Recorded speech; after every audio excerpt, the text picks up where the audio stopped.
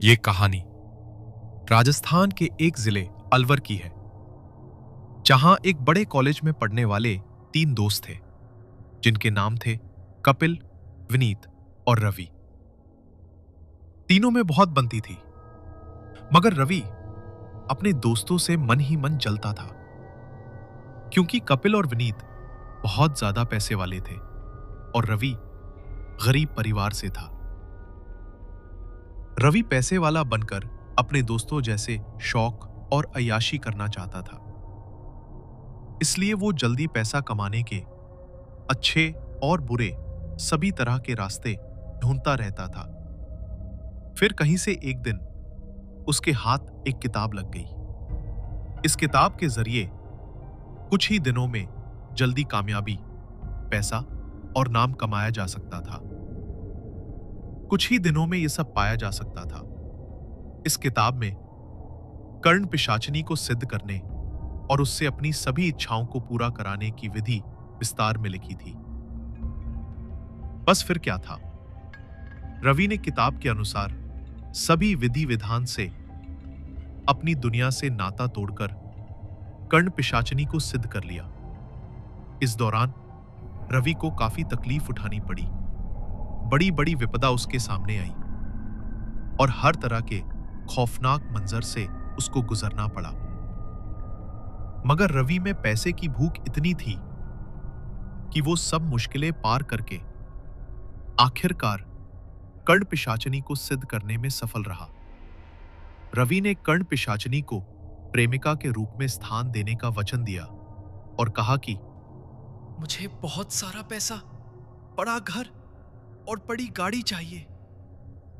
इसके बदले जो तुम्हें चाहिए मैं सब दूंगा। रवि, ये सब बहुत जल्द तुम्हारे पास होगा। बस तुम्हें अपना वचन नहीं भूलना है, क्योंकि अक्सर ही लोग अपना वचन तोड़ देते हैं और फिर मुझे उन्हें मारना पड़ता है। रवि ने कहा, ऐसा कभी नहीं हुआ। फिर कर्ण पिशाचिनी गायब हो गई। अब रवि रोज जुआ और सट्टा खेलने लगा और रोज ही बहुत सारा पैसा जीतने लगा, क्योंकि कर्ण पिशाचिनी अब उसके साथ थी। वो रवि को आने वाले समय की जानकारी पहले ही दे देती थी, जिससे रवि हर बार पैसे कमाने में सफल रहता। और ऐसा करते हुए वो काफी लोगों की नजर में आ गया था। कुछ ही दिनों में रवि ने खूब पैसा कमा लिया, बड़ी गाड़ी ले ली और एक आलीशान घर भी अपने परिवार के लिए बना लिया था। साथ ही साथ कर्ण पिशाचिनी को जो स्थान दिया था और जो प्रेमिका का रिश्ता था, वो उसको भी निभा रहा था। कभी कभी रातों को वो अकेले में उसके साथ ऐसी संवेदनाओं में डूब जाता था जो इंसानी नहीं थी, मगर नशा बन चुकी थी। उसके दोनों दोस्त कपिल और विनीत उसके बारे में ही उसके पीछे बात करते रहते थे। कल तक ये हमारी गाड़ी में घूमता था, इसकी जेब खाली रहती थी और इसके इतने फटे आल थे, लेकिन अब समझ नहीं आ रहा कैसे इसको इतने पैसा कमाने का तरीका मिल गया। ये सब सामान्य तो नहीं है, कुछ तो गड़बड़ पक्का है। दोनों ने सोचा, हम इसका पीछा करके और इस पर नजर रखकर इसके पैसे कमाने का राज जान लेते हैं। अब कपिल और विनीत रवि का पीछा करने लगे। वो जहां भी जाता, दोनों उसके पीछे साए की तरह सुबह से शाम तक लगे रहे। फिर जैसे अंधेरा हुआ, दोनों ने देखा एक सुंदर और पतली सी लड़की बेहद आकर्षक चाल में रवि से मिलने एक सुनसान जंगल जैसी जगह आई। उसके वस्त्र हल्के पारदर्शी से थे। उसकी आंखों में कोई जादू था जो इंसान को बेहोश कर दे। उसका बदन जैसे चांदनी में भीगी कोई परछाई, कमर इतनी लचीली और मादक कि उसे देखकर कपिल और विनीत कुछ पल को थम से गए। उसकी चाल में एक ऐसी आग थी जैसे किसी तंत्र मंत्र की लपटें धीरे धीरे बढ़ती जा रही हों। उसकी आंखें गहरी और सम्मोहित कर देने वाली थी, मानो कोई पुराने जमाने की रूह झांक रही हो। वो धीरे धीरे रवि की ओर बढ़ी और फिर तीनों, रवि, वो रहस्यमयी लड़की और वो रात, घने जंगल की परछाइयों में समा गए। कपिल और विनीत जो दूर से देख रहे थे, अचानक उन्हें कुछ भी दिखना बंद हो गया। काफी देर इंतजार के बाद जब रवि और वो लड़की नहीं लौटे, कपिल और विनीत चुपचाप घर की ओर लौट गए। तय हुआ, अगली रात इस रहस्य को पूरी तरह जानना होगा। अगले दिन दोनों ने सोचा रवि को शराब पिलाकर उससे सब उगलवा लेंगे। फिर क्या था, दोनों रवि को लेकर विनीत के पुराने घर ले गए। तीनों ने साथ बैठकर शराब पी। कपिल और विनीत ने कम पी और रवि को ज्यादा पिला दी, इतना कि रवि अपनी सुध-बुध खो बैठा। नशे में धुत होकर रवि ने वो सब बता दिया, कर्ण पिशाचनी के बारे में, उसके साथ बीती वो रात और उसके मोह, उसकी भूख और उसकी शर्तों के बारे में। ये सब सुनकर कपिल और विनीत हक्के बक्के रह गए, उनके रोंगटे खड़े हो गए। रवि बोला, मुझे अपनी प्रेमिका के पास जाना है, नहीं तो वो गुस्सा हो जाएगी यार। हाँ, वो बहुत गुस्सैल है, मैं जा रहा हूँ। और रवि वहां से थोड़ा लड़खड़ाते कदमों से निकल गया। कपिल और विनीत को अब भी अपने कानों पर यकीन नहीं हो रहा था कि ये सब सच है। ये कैसे हो सकता है? ऐसा तो हमने तो बस कहानियों में ही सुना था। पॉज जैसे दिमाग तेजी से चलने लगे।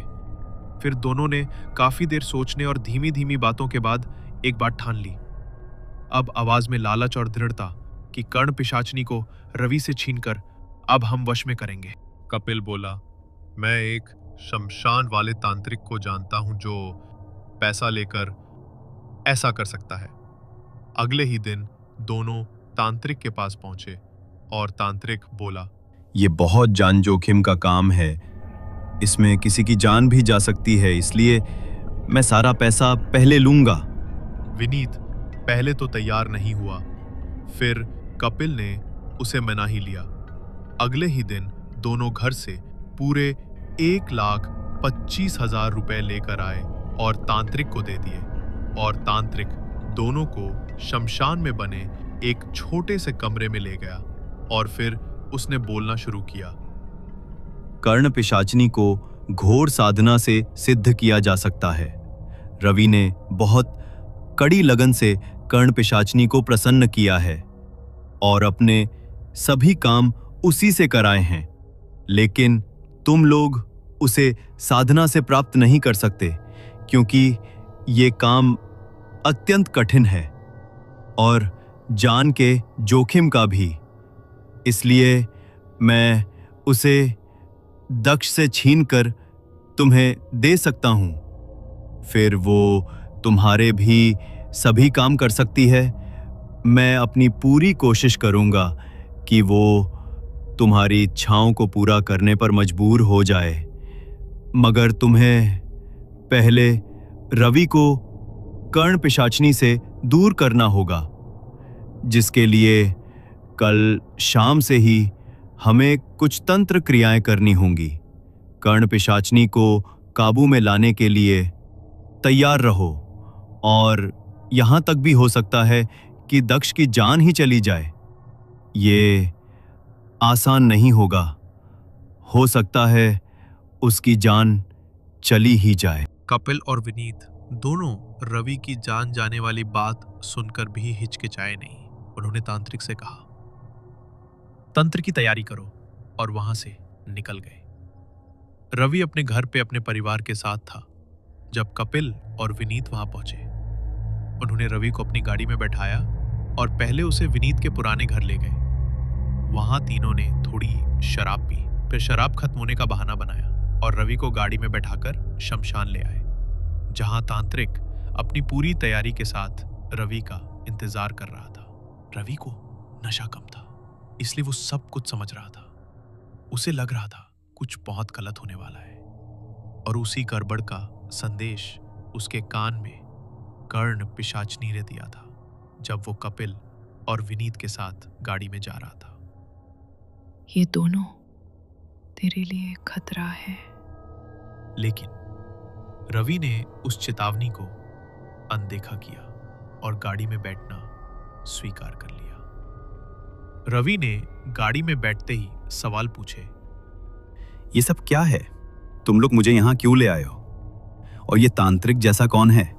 कपिल और विनीत ने इन सवालों का जवाब देना जरूरी नहीं समझा, और अगले ही पल तांत्रिक ने रवि पे कुछ पड़ते हुए राख फेंक दी। रवि खड़े खड़े कांपता हुआ जमीन पे गिर गया। फिर कपिल और विनीत ने उसे उठाया और तांत्रिक के पास ले गए, जहां वो धूना जलाए बैठा था। चारों तरफ फैली थी धुएं की परछाइयां। हर तरफ अजीब सी सनसनाहट थी। अंधेरे में तांत्रिक की आंखें जैसे लाल अंगारे चमक रही थी। फिर तांत्रिक ने कहा, मैं जल्दी से सारी क्रियाएं कर देता हूं, फिर हम इसकी प्रेमिका यानी कर्ण पिशाचिनी से निपट लेंगे। तांत्रिक ने नमक और हल्दी से 2 सुरक्षा घेरा बनाए, एक खुद के लिए, दूसरा तीनों लड़कों के लिए। तभी पेड़ों पर सरसराहट होने लगी। तभी तांत्रिक ने तेज स्वर में कपिल और विनीत को सचेत कर दिया, कर्ण पिशाचिनी आसपास ही है। अचानक जानवरों के शोर जैसी कुछ अजीब आवाजें साफ सुनाई देने लगी। मौसम में ठंडक अचानक से काफी बढ़ गई। कुछ भी सामान्य नहीं रह गया था। कपिल और विनीत कांपने लगे। उनके चेहरे पर भय साफ था। सांसें भारी और आंखें फैल चुकी थी।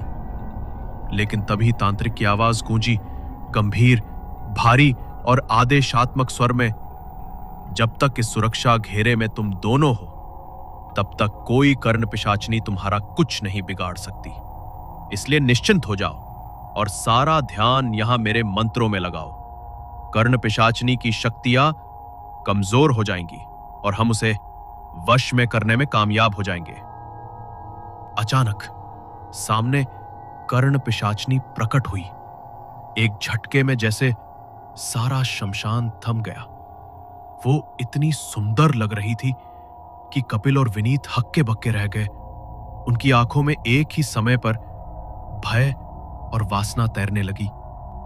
उसके नग्न कंधों पर उड़ते काले बाल, धीमी सिसकियों जैसी चलती सांसें और वो गर्म गीले होंठ काले पर चमकते हुए। उसकी आंखों में वासना की लपटें थीं जो सीधे आत्मा को जला देने वाली लग रही थी।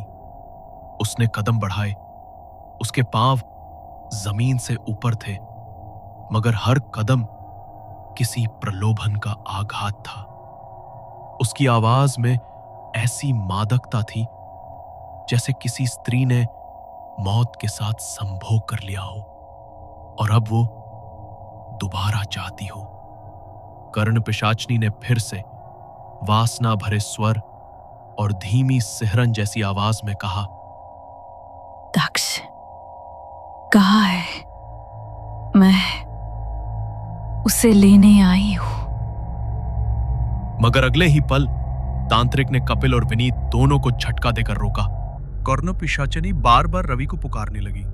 उसकी आवाज हवा में गूंज रही थी, कभी धीमी, कभी तेज, जैसे कोई चीखते हुए भी फुसफुसा रहा हो। तभी तांत्रिक ने एक चमकता हुआ चाकू हवा में फेंका और चीखा, इसका गला काट दो, नहीं तो हमारे हाथ नहीं लगेगी। विनीत ने चाकू उठा लिया। कपिल रवि की छाती पे चढ़ गया, उसे दबोच लिया। तांत्रिक फिर बोला, बोल कर्ण पिशाचिनी, क्या तू मुझे अपना मालिक मानती है? क्या तू मेरे अधीन आने का वादा करती है, या फिर हम तेरे प्रेमी रवि का गला अभी काट दें? कर्ण पिशाचिनी ने कहा, मैं रवि को जिंदा लेकर जाऊंगी, मगर पहले तुम तीनों का खून पीऊंगी, धीरे धीरे, हर बूंद का स्वाद लेकर, और तुम्हारी आत्माओं से भी अपनी वासना की गुलामी कराऊंगी। सोच लो, तुम्हारे पास अभी भी समय है, पर बहुत बहुत कम। मगर तांत्रिक नहीं माना। उसने कहा, मार डालो इसके प्रेमी को और रुकना मत, चाहे जो हो जाए। विनीत चाकू लेकर उसके गले की तरफ बढ़ा, मगर तभी उसने देखा उसकी मां सामने खड़ी थी और उसने आवाज दी, विनीत, ये क्या कर रहा है तू? तू अपने दोस्त को मार रहा है। चल, चाकू फेंक कर मेरे साथ चल यहाँ से। ये सुनकर विनीत कांप उठा। उसकी सांसें तेज, आंखें दबदबाई हुई।